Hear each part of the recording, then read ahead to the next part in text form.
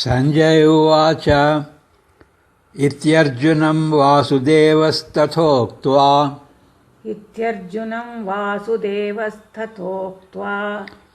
ಸ್ವಕಂ ರೂಪಂ ದರ್ಶಯಾಮಾಸ ಭೂಯಃ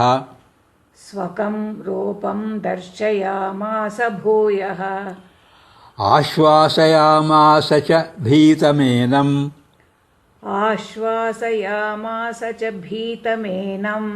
ಭೂತ್ವಾ ಪುನಃ ಸೌಮ್ಯವಪುರ್ಮಹಾತ್ಮಾ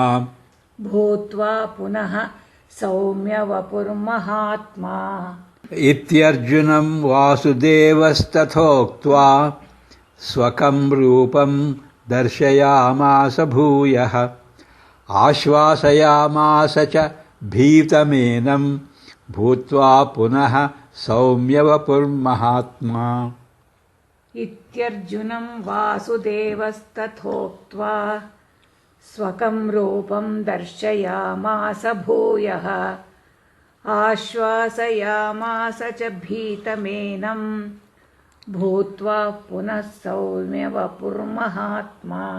Sanjaya said, having spoken thus to Arjuna, Vasudeva revealed his familiar form to him.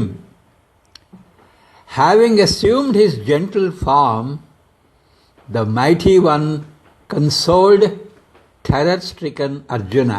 Sanjay ಹೇಳಿದನು.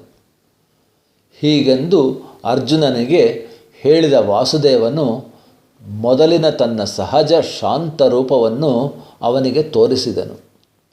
ಮಹಾತ್ಮನಾದ ಶ್ರೀಕೃಷ್ಣನು ಸೌಮ್ಯವಾದ ಶರೀರವುಳ್ಳವನಾಗಿ ತನ್ನ ದರ್ಶನವನ್ನಿತ್ತು ಭಯಗೊಂಡಿದ್ದ ಅರ್ಜುನನಿಗೆ ಧೈರ್ಯ ತುಂಬಿದನು.